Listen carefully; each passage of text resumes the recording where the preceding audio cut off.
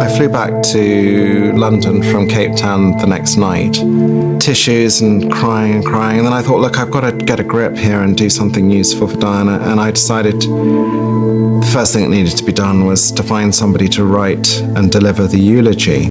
In November 1995, a BBC Panorama crew carried camera equipment into Kensington Palace under the cover story that they were installing a hi-fi system. What they were actually there to record was one of the most consequential interviews of the 20th century. Diana, Princess of Wales, sitting for journalist Martin Bashir, speaking candidly about her marriage, her mental health, and her belief that she would never be queen. Nearly 23 million people in Britain watched it live. The worldwide audience was estimated at 200 million people across 100 countries. The national grid reported a power surge of 1,000 megawatts as televisions across the UK switched on at once. At the time, the BEC called it the scoop of a generation. For 25 years, that was the story most people knew. What almost nobody knew, until Diana's brother forced the issue back into the open, was how that interview had actually been obtained. In late 2020, after renewed pressure from Charles Spencer, the BBC commissioned an independent investigation led by Lord John Dyson, a former justice of the UK Supreme Court. His report, published in May 2021, concluded that Martin Bashir had acted with deceit and had breached the BBC's own editorial standards to secure the interview.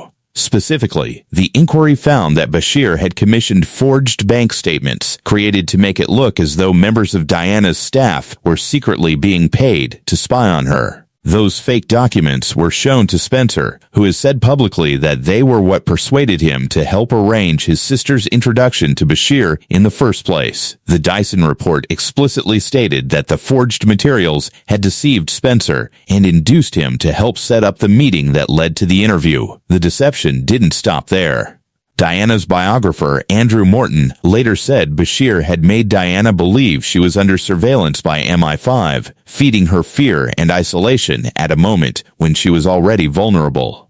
A friend of Diana's, Rosa Monckton, said she noticed a real shift in Diana's state of mind after she came into contact with Bashir, her attention moving from ordinary daily concerns to what Monckton described as an obsession with plots against her. The BBC had actually investigated the forgery allegations once before, back in 1996, and concluded the fake documents hadn't influenced Diana's decision to give the interview. Dyson's 2021 report called that earlier internal investigation woefully ineffective and found that BBC leadership had known more than they let on and chosen not to ask hard questions rather than risk losing the story. Prince William's statement after the Dyson report came out is worth quoting directly, because it's one of the only moments where a member of the royal family has spoken with real specificity about how the interview affected them personally. William said the findings not only let my mother down and my family down, they let the public down too, and added that it brought him indescribable sadness to know the BBC's failures had contributed to her fear, paranoia, and isolation in her final years.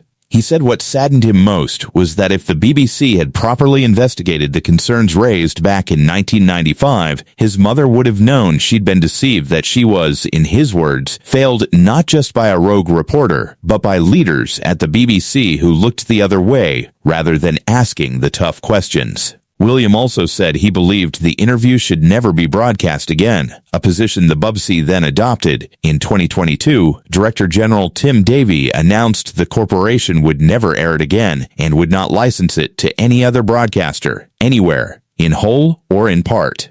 Charles Spencer's role in this story is not that of a passive bystander who simply objected years later. He was the one who kept raising the issue publicly, repeatedly around the interview's 25th anniversary in 2020, which is what ultimately forced the BBC to commission the Dyson inquiry in the first place. He also, according to reporting at the time, wrote to the Metropolitan Police asking them to take a fresh look at the evidence once Dyson's findings were public. Though the police ultimately concluded a criminal investigation wasn't the right path forward. What's verifiable here is not a secret grudge or a private vow whispered to no one. It's a public sustained campaign conducted over years to get an official body to formally establish what had actually happened to his sister. It's worth being precise about what Charles Spencer has and hasn't done with Diana's story, because the real record is more layered than a simple narrative of total silence. He gave the eulogy at her funeral at Westminster Abbey in September 1997 in front of a global television audience and used it to publicly criticize both the press and the royal family for how they had treated his sister, a moment widely remembered as one of the most pointed public rebukes any royal-adjacent figure has delivered. Diana is buried on an island on his family estate, Althorpe, where he built a memorial and, for a period, ran a museum displaying her wedding dress and personal items, with profits going to a memorial fund he set up in her name. That museum has since closed.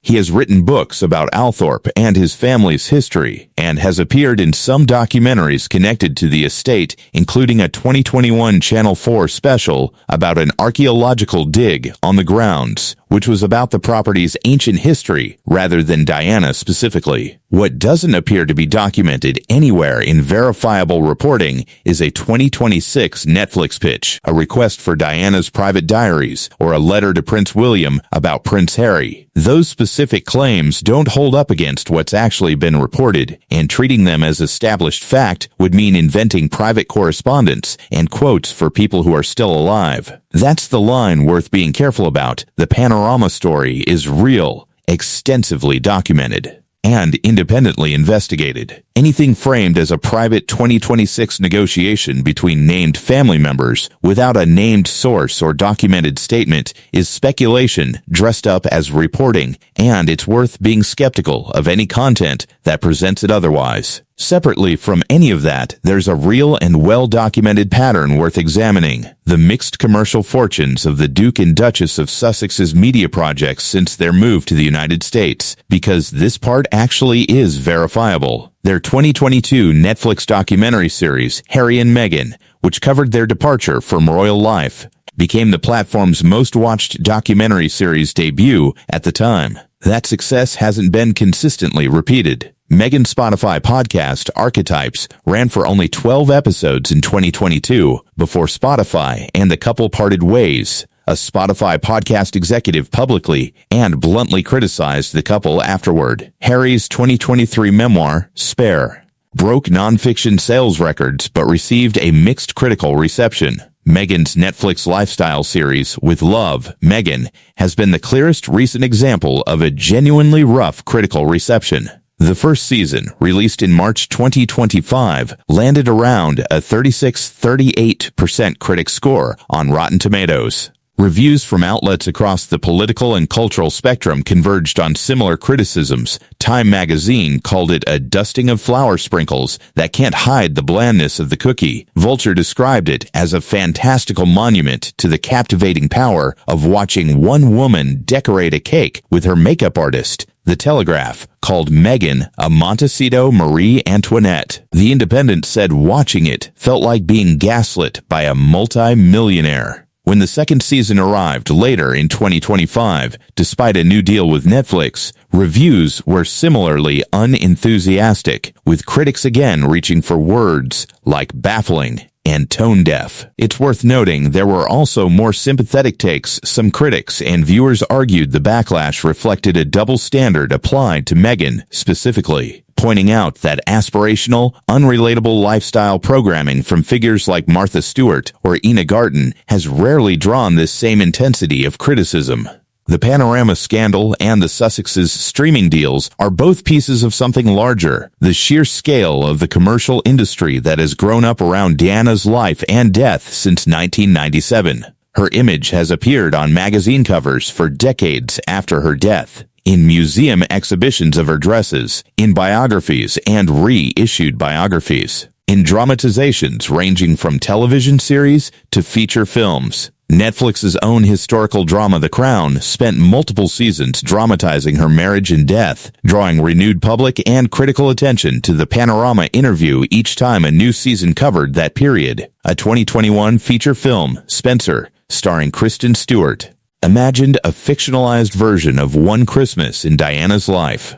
None of this required cooperation from her family. Public domain footage, published photographs, and dramatized recreation have been enough to sustain a Diana-related media industry that has run continuously for nearly 3 decades. Against that backdrop, Charles Spencer's actual, verifiable position is narrower and more specific than guardian of a sealed vault. He has occasionally opened Althorpe to cameras for projects about the estate's broader history. The 2021 Channel 4 documentary about an Anglo-Saxon archaeological dig on the grounds is a clear example, while keeping tighter control over material that touches Diana's personal and private life directly, such as her grave, which remains inaccessible to the public on an island on the estate, with only a nearby memorial temple open for visitors to leave tributes. That's a considerably more ordinary position than the story of an uncompromising gatekeeper suggests, a family member managing public interest in a historic property while keeping certain personal and memorial spaces private. Which is not an unusual choice for anyone in his position, titled or not. None of this is to say the broader question, who should get to shape a public figure's legacy, and on what terms, isn't worth asking. It clearly is, and it comes up in some form whenever a public figure dies, leaving behind both a family and an audience with competing claims on their memory. But the honest version of that question doesn't need an invented villain or a secret plot to be compelling. The real record already contains genuine tension, a documented act of media deception that shaped how the world understood a vulnerable woman's final years, a family that has spent decades weighing how much of her private life belongs to the public, and adult children navigating their own complicated relationship to a mother whose most famous words were, in part, not fully her own. Strip away the speculation about secret letters and unverified pitches, and there's a real, substantive public debate underneath all of this one that doesn't need embellishment to be interesting. It's a debate about who gets to control a public figure's legacy after their death, particularly when that figure's life was defined, in significant part, by media intrusion and manipulation. Diana's own most famous public statement about her private life was obtained through a documented campaign of deception that exploited her isolation and fear. That's not speculation, it's the conclusion of a formal, independent, judge-led inquiry. Her son has said so on the record, in his own words. Her brother spent years pushing for that inquiry to happen at all. At the same time, there's a genuine and legitimate argument on the other side of the broader legacy question. Separate from any invented plotlines, family members, including Diana's sons, have their own lived experience of her and their own claim to telling that story in their own way, on their own terms, a claim that doesn't disappear just because one relative controls a physical archive. Grief and memory aren't the exclusive property of whoever happens to hold the family estate. Reasonable people can disagree about where the line sits between honoring someone's memory and monetizing it, and that disagreement doesn't require a villain, an invented pitch meeting, or a secret vow. It's an ordinary human tension that shows up in most families dealing with a complicated inheritance, just playing out this time in public, with cameras and streaming contracts attached. What's actually documented is this: a journalist deceived a vulnerable woman to get the interview that shaped the public's understanding of her marriage and her mental state. A judge confirmed it, decades later, after her family pushed for the truth. Her son said it brought him indescribable sadness. Her brother was the one who wouldn't let the question drop. And in the years since, the commercial ecosystem built around royal fame, including ventures from Diana's own family members, has had a genuinely mixed track record with critics and audiences alike, succeeding wildly with some projects and landing with a thud on others. That's a real story. It doesn't need an invented Netflix pitch, a fabricated 4-word rejection,